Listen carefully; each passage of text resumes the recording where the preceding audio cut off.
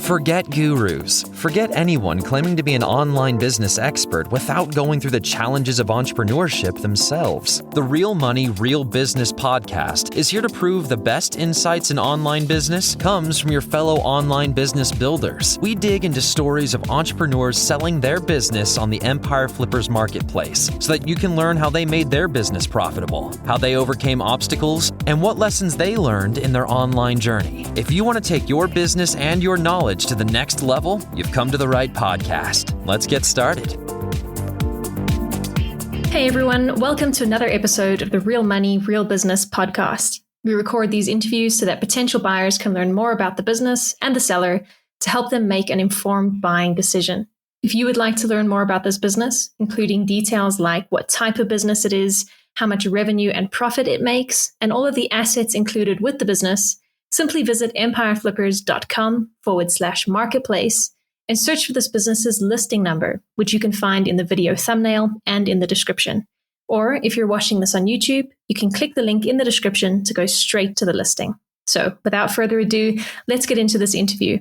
First up, let's learn a little bit about you. Can you tell us about your background in building and running online businesses? My background in building online businesses starts back when I was about 16 by selling ebooks on eBay for a little while just to make some money to fund my travels. I learned everything pretty much on my own, mostly by watching other people do it on the internet.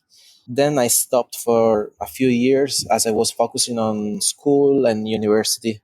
After graduating from engineering in the UK, I started to get involved into online businesses again. And in 2018, I had the chance to start this current business, which at the time was only a website built by an SEO guy from Oregon. I learned SEO, WordPress, email marketing, and everything around it while running this current business. And the previous owner really helped me gain a lot of expertise and knowledge while we worked together in the first year of running this business together. Why are you selling the business now instead of keeping it and growing it further? I'm selling the business because I'd like to move on to new ventures. And I honestly got a little tired dealing with SEO and action cameras in specific. It's been about 6 years that I've worked on this project and doing everything I could to grow it.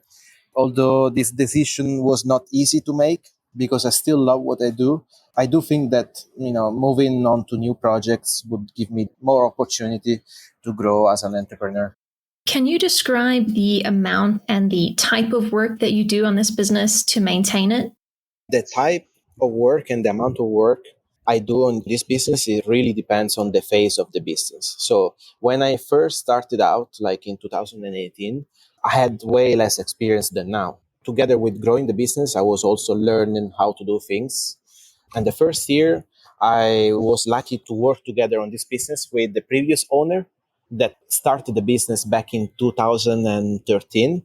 And this guy had a lot of experience with SEO and also email marketing and things like that. So my role at that time was to learn everything I could from him and then also be the creator of this business. So producing content for the blog and basically also creating the membership site, like the courses and the digital products that we now sell. So that was at the beginning. So yeah, I was investing basically most of my time on this business, like almost full time. Then after years have gone by, I took over the business. So this guy left and I kept doing everything on my own, mostly with the help of some collaborators and, some people that I hired, some contractors that helped me out throughout, the life of the business with producing content mainly for the site. Yeah, mainly with that. And I kept doing, mostly producing content for the membership, for the digital products and making sure that the site runs well. Also creating the strategy, creating all of the emails for the automations, email marketing, and just building out all of those things around the business. But recently, like in 2024, for example, I'm invested in this business way less than I used to. like most of the things have already been built. Right now, I just update the content once a year, more or less, and then I maintain the site. So there is minimal effort at the moment to maintain it. Just updating the content and making sure that everything runs smoothly, and also creating new promotions and campaigns that I do with email marketing, and I sell out and I send out to my email list. So that's what I'm doing at the moment. So as you can see, there is not much involvement, although I still keep an eye, every day on what's going on, and also, reply all of the emails that customers might send, and also potential collaborations or requests that I get sometimes. So, if you were to keep this business, what are some of the ways you would try to grow it? First of all, try to expand to different ways of attracting organic traffic, because so far I mainly focus on the blog, so SEO. And with the recent Google updates, we learned that it's not safe to just have one main source of traffic, but it's better to have different source of traffic. So I would try to do paid advertising, which I started recently. So just to test out the ground and see how they perform. So yeah, paid traffic, definitely paid traffic on different platforms, but as well as expanding on the organic traffic. So trying to be more present and establish like a more strong presence on all of the social medias, which haven't been so active so far, because as I said, I was focusing mainly on SEO. So yeah, trying to grow a following, which is not going to be so hard because there is already an email list, a quite big email list, and the audience is there. So it's just a matter of transferring that audience first to different platforms, and then try to attract more bigger audience from those platforms organically. So like Instagram, Facebook, TikTok, and YouTube. Yeah, just do that, get more traffic, and even build more courses around what's already been built. Because at the moment, the main focus is on specific action cameras. There is a lot of room of growth, of expansion around different brands and cameras, or different techniques, or different courses that can be created and marketed within this niche. So yeah, I feel like there is still a lot of room to expand. And yeah, if I were to keep it, I would definitely explore those things. Right. And what would you say are the biggest risks with this business that buyers should be aware of? I think the biggest risks that buyers should know about this business is that at the moment, the main source of traffic is based on SEO, so on the blog. And we've seen that with the recent Google updates, things are kind of changing in the space. So if the new buyer will decide to just keep on focusing on SEO, that will be a risk. Just because it's not safe to just have one main source of traffic, and it would be better to explore different source of traffics, as I said before, like paid traffics, and attract a bigger audience from different channels. How much support are you willing to offer the buyer who acquires this business? I'm willing to offer support to potential buyers, of course, so that the transition will be smooth. So I'm available by email, or even for calls, mainly within a month after selling the business, because then slowly I'd like to move away and move on to doing starting new things. So I won't have so much time as time goes by. But yeah, of course, I'm always willing to help out and to offer support of any kind, and to explain everything about the business and where things are and how I did things, and yeah, just normal duties. Got it. And regarding the sale of the business, would you agree to a non-compete?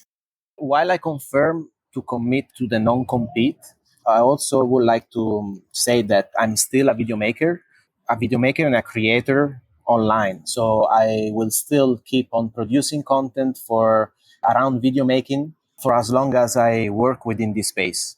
That's why I want to keep the YouTube channel of this business and repurpose it for different things. So yeah, I confirm the non-compete within this specific niche. That means another business that will compete directly within this specific niche, because this is a really specific niche. So I won't do any of that, of course. I'm not going to compete with that. But as I mentioned before, I will still keep on producing content, and ideally, I would like to keep the YouTube channel to continue on to producing content around video making or even traveling or around this bigger niche. Are you open to negotiating something like an earnout agreement? I'm not so familiar with earnout payment structures, as it's my first time selling a business. I don't have a straight answer to that. But yeah, of course, I might consider proposals from potential buyers. Okay, final question. If you had to put yourself in the shoes of a buyer, why is your business a business worth buying? If I was in the shoes of a buyer, I would think that this business is worth buying. Why? Because, first of all, because it's got a really long history of business and constant growth and constant attention from myself. Since I took over the business in 2018, this was my main source of income, and this has supported me throughout all of these years.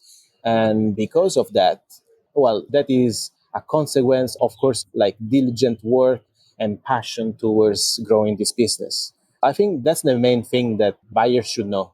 And then also the other thing is that, as I mentioned before, there is a lot of expansion that can be done if one would like to, to take over and grow the business. There is still a lot of room and things that can be explored. So that's why I think this business still got a lot of potential, and we are within a niche that is thriving like crazy. Like video creation is thriving a lot. So just by knowing these things, I think these reasons are enough to explain this question. All right, everyone. Thanks for listening. To learn more and see if this business is still for sale, head over to empireflippers.com/marketplace and search for this business listing number, which you can find in the video thumbnail and description. Or if you're watching this on YouTube, click the link in the description to go straight to the listing. Once you've unlocked this listing, you'll find everything you need to know about this business. So, thanks for joining us. See you next time.